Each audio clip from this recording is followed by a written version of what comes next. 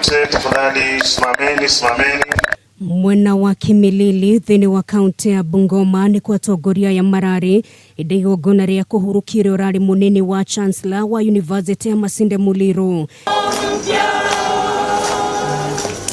Igongona riri atongoria ni marakinyiririe murugamo wao ndeto-ini igie mendekithia ria gutabanio gwa kura ya mawoni na mamwe ma mendekithia maria makoretwo magitemanio ni ikundi itiganite. Hatuwezi kuingia kwa kitu chenye hatujui. Nimeipigia huyo kijana anaitwa Aukot. Nikamuuliza, wewe ndio ulikuwa CEO wa Committee of Experts iliyoleta katiba yenye unataka kupunguza. Mbona hizi vitu zote hukuweka kwa hiyo katiba?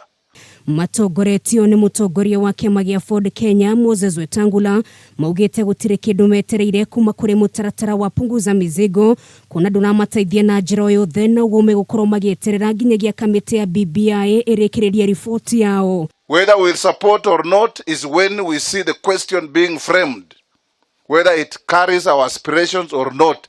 But the bottom line is we must change the Constitution 2010 to make Kenya a better place to live in.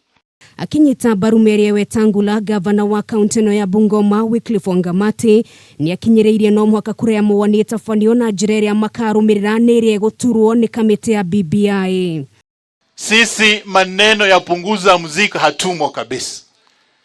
Kwa sababu when you say you gonna reduce constituencies hapa Bungoma, useme ukuwe na wabunge wawili peke yake, utakuwa umetoa Kimilili, umetoa Webuye East, umetoa Webuye West, unapunguza.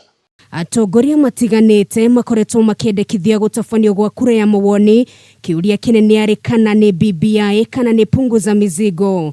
Kwa idariri Ekuru Aukot ni abetie guthie bunge-ini itiganite kuha MCs makanyita mbaru mutaratara wake na uria no muhaka nyito mbaru ni bunge 24 niguo hituke.